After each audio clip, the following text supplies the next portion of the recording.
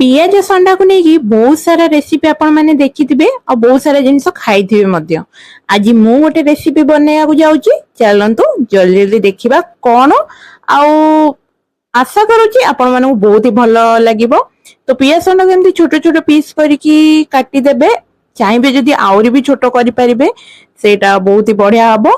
तो मु आकू ए भला पीस करी काटी देकी भल से पूरा पानी देकी धोई की माने पानी किछ समय छाड़ देबे, तापरे भल से छांकी देबे काहे ना तादरे पानी रही जाए। तो छांकी के गोटे जगह को काढी देबे। देखंतु मु जेती जेडी बड़ पीस नेइतली ताको आउरी छोटो छोटो कर देइची, पूरा कुची देइची। आउ दीटा आलू नेइची ताको भी एई साइज रो काटी देइची, माने जो साइज रो पियाज संडा सेई साइज रो आलू को भी काटी देइची। छांकी की गोटे जगह रे रखी देइची, दुईटा जक अलगा अलगा करिकी रखीची। किंतु अलगा अलगा करबा किछि दरकार नै, आपण चाहिले याको मिक्स भी करि परिबे। तो ए दुईटा जक को मिक्स करि दबा हमें।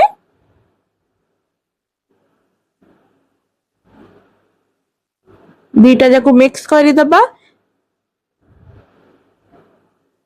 आधरे पकेइबा स्वाद अनुसार लूण,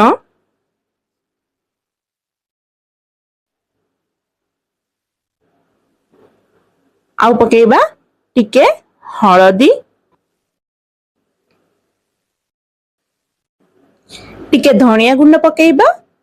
तापरे मु एठी लंका गुंड पकाउची, आपनक पाखर जदि कंचा लंका थिबो ताहले छेची की पकेइबे, तार भी स्वाद बहुत ही बढ़िया आसीबो। तो एठी लंका गुंड मु पकेइची।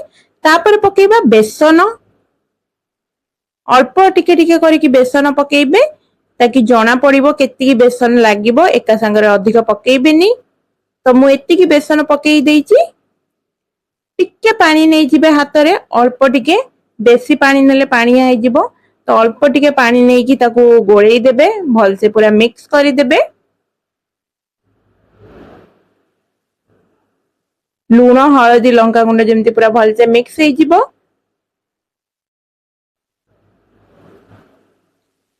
आउ टिके टिके पानी देबे जदि आपन को दरकार। सेति पई कहितली एका संगरे फर्स्ट रो अधिक पानी नेबेनी। तापरे बेसन लागिले आउ टिके बेसन पकेइबे। मु एठी मोर आउ टिके बेसन दरकार पडुची।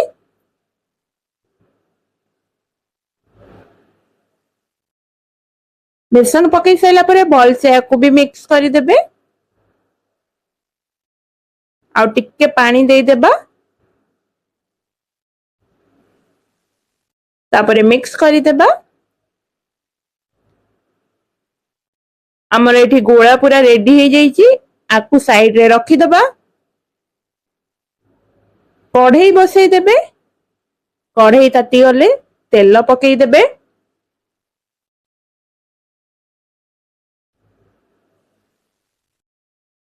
तेल पूरा भल से ताती जीवो।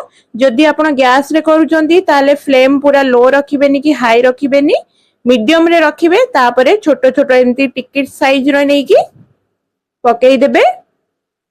आपण जेति की तेल पकई थिबे सेही अनुसार याकू भी पकेइबे। गोटे साइड हेई गले पूरा भल से नोटै देबे आर साइड को। मीडियम फ्लेम रे रखिबे। मु एठी चुली रे करची, मोर जाळ भी मीडियम फ्लेम रे अछि।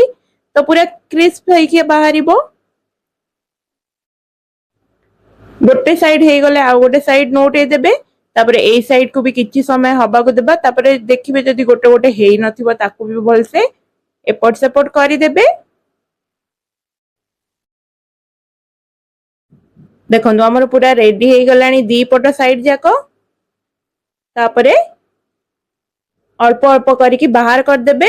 पूरा एमती साइड करिकी बाहर करिवे, तेल जेमती पूरा निगेड जिवो। चाहिले किछि आपण टिश्यू पेपर भी रखि पारतिबे, तापरे भी छाणी की रखि पारिबे जदि आपनकर अधिक तेल बाहरतबो।